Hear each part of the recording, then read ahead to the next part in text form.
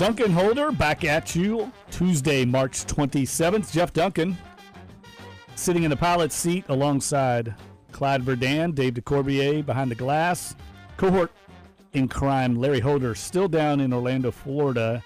And if you haven't checked out NOLA.com, Larry is cranking out reports, writing left, from the NFL owners' meetings. He had a chance to have a little breakfast, broke bread this morning with Sean Payton, so a lot of news coming out of that conversation.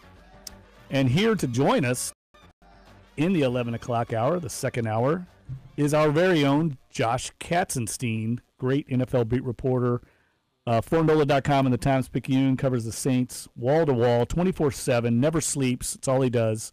And he is going to weigh in on the conversation that Sean Payton had with the media today. Josh, welcome into the program. What stood out to you about what Sean Payton said this morning? Did anything kind of raise your eyebrows?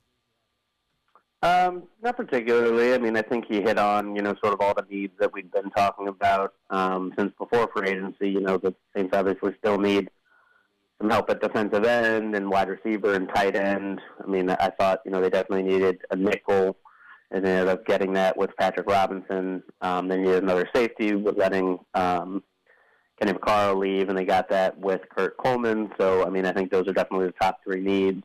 But I was curious to see what he said about Ndamukong Suh, so the cash or cachet, sort of thing that Larry wrote about and Payton talked about. Is kind of interesting to me because you sort of got to decide what's important to you, and I don't know that necessarily the Saints had any more cachet to offer than the Rams right now, just with the defense they're building, playing in LA. I mean, as someone who used to cover Ndamukong Suh in Detroit and during his first free agent, visit process, I mean, it seemed like he always wanted to be in, the biggest market possible, getting paid the most he could while also opening the most endorsement opportunities.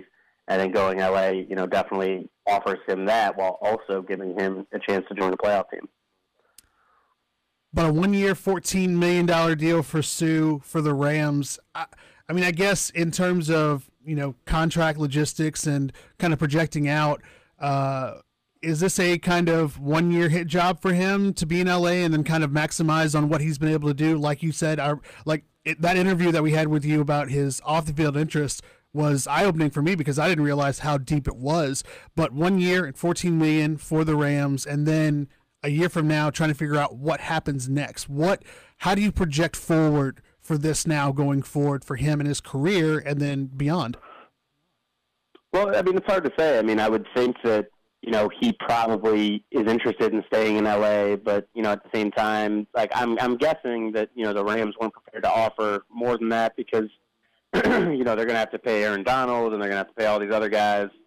So, they probably weren't willing to commit to anything longer. But from his perspective, by taking the 1 year deal now, which honestly, based on what he got paid a few years ago, this would seem like it's below market value at $14 million. I mean, he definitely, opens up the chance where if he gets more sacks this year, he can get paid more next year. And then, also the salary cap will be up again. I'm sure he knows, him and his people have already looked at all the teams that are going to have the most cap space. So certainly, he could be out of LA in 1 year, but, I'd have to imagine if they win and, everything else falls in line into his life, it's definitely a chance that, they could, bring him back for the long term. Talking to Josh Katzenstein, Saints beat reporter for NOLA.com and the Times-Picayune. And Josh, one of the things that Sean Payton said, which I don't think is shocking to anybody, he said basically one of their offseason must-needs is an edge rusher. I think we all agree on that. The question I have is where do they find that edge rusher?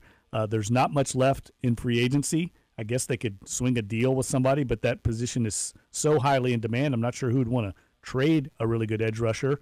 And the draft isn't really that deep. And the Saints are drafting at number 27. I guess they'd have to take a flyer on somebody there. What are your thoughts on that? Because it's clearly something that's high on the Saints' priority list. Yeah, I mean, clearly they're going to have to, this is Jeff Ireland's time to shine once again. I agree with you. I mean, at number 27, I don't know if they can find, an impact day one, edge rusher, but, we thought last year that they were going to target that as well. They were calling that a must position last year too, and they didn't address it until the third round, which I think was their fifth or their sixth pick in the draft was Trey Hendrickson. So I mean, it's a similar situation to free agency. I mean, you have to be smart. You can't just go overboard to fill one position or with one player. I think certainly this draft isn't nearly as good as last year's in terms of edge rushers, but you can find somebody that can add something to the table, like what Trey Hendrickson did last year. I mean, obviously that wouldn't excite the fans very much, but I mean, at this point, you just sort of have to hope that with Cam Jordan, Sheldon Rankins, David Onyemata, Tyler Davison, and then just a combination of Okafor, George Johnson, Hendrickson, Al-Qadim Muhammad, and whoever this rookie is, and also, I mean, they still have Hao Kakaha. I mean, you just have to hope that combination, someone can step up and be consistent, and whether that's a rookie, whether that's someone who just pushes those veterans to be a little bit better. I mean, I think that's sort of the only hope right now. Well, leading into that, specifically, Josh, let's talk a little bit about Cameron Meredith. I mean, obviously, came in on a visit with the Saints this weekend, so it looks like the Saints are at least actively trying to pursue any avenues wide receiver-wise, at least through free agency right now. Can you talk a little bit about Cameron Meredith and then kind of how it seems, or at least for you, how the Saints are going about attacking at least wide receiver possibly in free agency? Yeah, I mean, I think, it made sense for them to host. Surprising to me that Cameron Meredith didn't move the needle as much as Malcolm Butler did last year when the Saints hosted him. But I mean, he's a big body receiver. I think they're just, at the point of free agency where they have to consider anyone that they think can help. And, Cameron Meredith is probably going to come at a relative discount this year just because he missed all of the 2017 season, with a knee injury. But, I mean, big body guy, he put up numbers in a poor quarterback situation 2 years ago. I think, obviously, if you add him to the group, whether they keep Willie Snead or not, I think, that would definitely make your wide receiver core better. It would also free you up in the draft probably to address, the defensive needs more so, or get a tight end. So I definitely think he's a guy that would make sense for the Saints, but at the same time, if they weren't willing to pay, the same amount of money, almost $2 million to Brandon Coleman, I don't know how much they're going to be willing to spend on Cameron Meredith because, really, with a restricted free agent, you have to find the sweet spot of, paying just more than the other team is willing to pay. And based on everything I've read, it seems like the Bears, are pretty intent on keeping Meredith. So, I mean, this could just be a situation where, they were just investigating their options if Snead leaves, but, it doesn't necessarily mean anything's going to happen. Talking with Josh Katzenstein of NOLA.com and the Times-Picayune, covers the New Orleans Saints and does a great job for us. And, Josh, one thing that Sean Payton said that was, I don't know if it raised my eyebrows because I wasn't there to understand the context of it, but Larry Holder did tweet out that he said there was a little bit of concern with Terron Armstead's injury history and that would put a premium on maybe bolstering the depth along the offensive line, especially in light of losing Sinio Clemente. And I'm just curious, I mean, do you think tackle might be a little more of a sneaky need for this team than maybe people are recognizing? Terron Armstead's under contract through next season. I mean, he actually has more years on his deal, but there's an out after next year for the team, and they actually could get out from under that contract and save money if Terron Armstead doesn't have a big 2018. I think it's kind of a sneaky big year for Armstead to show he can be durable because they're paying him elite left tackle money for the most part, but he's had so many injuries over the last few years, he hasn't been on the field enough, and I'm wondering if maybe they look at tackle and free agency in the draft just to give them an insurance policy for him. I certainly think that's an option. I also think, that their thought process is more just get the best offensive lineman we can, just because I think with Andrus Peat, his dual ability to kick out the tackle, I think, there's definitely a chance that if they get a backup guard, then that's a guy that if Armstead gets hurt, then Pete can kick out to left tackle. That guy can fill in, like Clemente did the past couple of years. But certainly, I mean, they definitely need to address the offensive line. I mean, I'm guessing Peyton didn't say that was a must just because, they have their starting five right now and a couple, young backups that they like. But at the same time, I definitely think, we saw last year what, being, forward thinking can do for your offensive line, with them getting Ryan Ramczyk. Fans hated that pick, but, he was one of the most important players on the team last year. So I definitely agree with you that, there's definitely reason to believe that they'll address tackle or guard, but I don't necessarily think that they're, thinking tackle is a must just because, they have, so many versatile guys. Hey, look, we've been asking fans today on the program. I wrote a column this morning about Odell Beckham Jr. because there's a lot of talk around the league that he might be on the trade block. The Giants publicly are saying, no, we're not shopping Odell Beckham Jr., but we all know they would listen to offers, and the Rams reportedly have already called and inquired about Odell Beckham Jr. What are your thoughts on a possible fit with the New Orleans Saints? They'd obviously have to trade probably that first-round draft pick at number 27 to even be in the mix for him. Do you see that as a possible fit for the Saints? Of course. I totally disagree with your column. I think what? I can't believe it. I think Odell would make this offense like one of the most unstoppable of all time. I mean, it's already one of the best in the NFL. I mean, I would trade the first round pick in a second if that's all it took. Just because I think, if you have Odell and Mike Thomas on the outside, Alvin Kamara and Mark Ingram, it doesn't matter what you have at anywhere else. It barely matters what your offensive line looks like. I mean, those guys would just produce. I mean, I don't know how any defense would stop them. The only one that could maybe stop them is the Rams just because of their interior pressure. But, yeah, I mean, I would definitely think that they should be. But, I mean, based on what I'm seeing, it's highly unlikely the Giants trade him. So to anyone who just got excited, I would pull it back just a little bit. All right, look, let's go to Barry and Metter. He's got a question for Josh right now about the New Orleans Saints. Barry. Hey, Josh, I think Beckham. I wanted to ask you a question about a free agent wide receiver, but I think Beckham is Eagles too big. I think he would be a lot of trouble in the locker room just because of his antics recently and his attitude and some of the things that he's saying publicly. The player I wanted to ask you about is Jordan Matthews. If the Saints show any interest in him, I think he would be a great fit. He's been a pretty productive receiver. He's fairly young, and I know the Saints liked him when he came out of Vanderbilt. I want to get your comments on him. Thank you. But I don't know that he's, sort of the traditional slot guy that the Saints, like in that. I mean, I think, Willie Snead, just knowing the system, being here, already having the rapport with Drew Brees. I mean, I think he's a more valuable player right now. And I haven't heard of any interest, between the Saints and Jordan Matthews. And then you definitely, I know he dealt with injuries last year, but he didn't really produce on a Bills team that was, really desperate for wide receiver help after trading Sammy Watkins. So I think, a lot of his production in Philly, first 3 years of his career didn't really match the caliber of player he was. I mean, I think he's probably like a number 4 receiver on most teams, and that's what he would be if the Saints pursued him, but I think they're better off with Snead. As for the Beckham stuff, I mean, a lot of that, off-field stuff, wasn't even him. I mean, there's all these imposters going around getting beat up in the club, just with his hairstyle. So, I mean, I understand people worry about the ego, but, I mean, that's a guy I would take on my team, any day. If I was starting from scratch, he would be one of the probably top 10 players that I pick just because, I mean, he's one of the best, offensive playmakers in the league.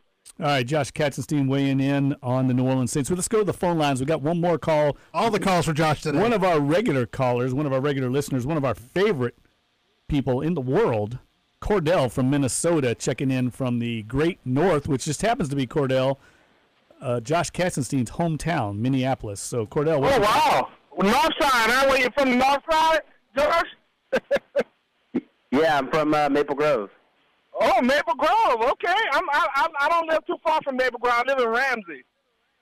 Okay, nice. You know what it is? Yeah, my mom used to work in Anoka. Yeah, right. Exactly. Okay. Yeah. So listen, this is my question. Well, first of all, I just want to make a statement, and then I'll ask you a question, Josh. The first statement is, I'm glad the whole suit thing is over. I'm kind of disappointed that we missed out on him, but, oh well. I want to say that just because I want everybody to realize just because the Rams are getting all of these players and trading for all these people have to gel. It's about a team. So if all of those egos don't work out together, they can end up like the Redskins back in the days when the Redskins were spending all that money on players. But this is my question for you, Josh. There's a player out there, a wide receiver, who the Saints could probably get, who's been humbled. He was the number one receiver. Now, I know you guys are probably going to tear my head off for this name. But what about a person like Dez Bryant? Oh. I knew that's what you were going to say as soon as you said we were going to tear your head off. I mean, I still think Dez Bryant's a really good player. I do think, weirdly, I was just praising Odell Beckham, but I think Odell's, elite production. It's all about production, versus personality or headache, whatever you want to call it. I mean, Bryant has fallen off the past few years considerably, and I don't know if that's just because they've been running the ball more or, just quarterback, not looking his way as much. But I don't think that would be a great fit here. I think, I don't know. I mean, and plus they would have to, he's significantly older. I mean, that's not even one. You caught me by surprise. I hadn't even considered this. But I don't know. I just don't see it. He wouldn't cost a lot, though, right? I mean, I don't think he would require a lot, or definitely wouldn't cost high draft picks to get him. And you just think because of his attitude, or just strictly on production, that he wouldn't fit in. I mean, mostly production. I think the Saints right now have been trying to get younger and smarter, and I think adding Dez wouldn't necessarily do that. But I mean, certainly, they definitely could use a guy like him. I mean, just imagine having two red zone targets. I mean, that was the thing. Dez Bryant, when he was at his best, I mean, you could have argued he was the best red zone target in the game. I mean, I think he had started his career off with either 3 or 4 straight seasons with 10+ touchdowns. I mean, he will fight you in the air for the ball. And about the attitude thing, I could see it working just because, when you brought up the Rams, my first thought was their whole reason for expecting, all those egos to fall in line is because they really trust Sean McVay to be the leader of that team. And obviously, Sean Payton, I think has so much respect from around the league that, anyone who steps in, whether it's Dez Bryant or Odell Beckham in these, hypothetical scenarios, I think Sean Payton could probably get those guys, to check their egos a little bit. But I just don't know that Dez Bryant, whatever they would have to give up for him would be worth it.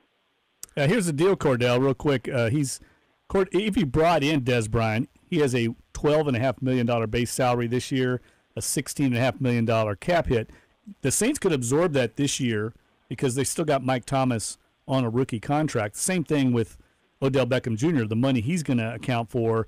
You could afford to pay it. The problem you've got with either one of these big-ticket receivers is what do you do when you have to pay Mike Thomas in 2020?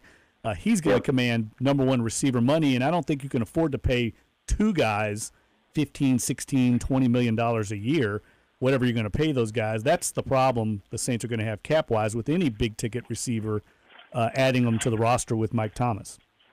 Right. I just thought that Dallas was going to cut him, though. Well, they might. They might. We'll see. We'll see if they do. Cordell, thanks for checking in, as always, from the Great North. We always appreciate it. And always love to hear Cordell's thoughts. He is wired in on the Saints. He always has good questions. Josh, finally, one last thing I want to ask you that I thought was interesting from what Sean Payton had to say today. He said he thinks he's got 3 or 4 head coaches on the staff, future head coaches. What do you think about that, and who do you think those 3 or 4 might be?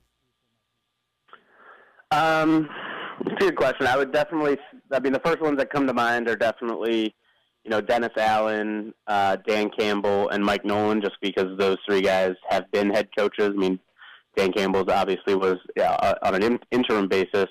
The other guys, Aaron Glenn, I think, is probably, on the right track to doing that. I would think that, he would be a defensive coordinator target for teams, in the very near future. I wouldn't have been surprised if someone had interviewed him this year, just, based on, A, his experience in the NFL, B, what he's done with the Saints secondary. And then I also think Ryan Nielsen, I saw, Peyton praised Ryan Nielsen a lot, and just based on everything that the defensive linemen say about him, plus, how much better that group was playing last year, I definitely think that, he's a guy who's capable. I mean, I wrote a story last year about Ryan Nielsen. He texts, all these players, almost on a daily basis. He went out of his way to try to meet everyone's family. He's, building a really, close-knit family atmosphere, and he immediately earned the respect of all those guys. So I think, he's probably someone, obviously, not many people knew about, when he was the defensive line coach at NC State, but all of a sudden, he gets to the Saints, and, he could be sort of on that career path. So that's 5 guys for you. Maybe Peyton left one off. All right, Josh, thanks for checking in, buddy. We always appreciate your insight. And, hey, you went a whole half hour with 2 callers for your segment. I think that's a new record, man. We might owe you a little extra money in the appearance fee category. Well, hey, I'll take anything you're offering.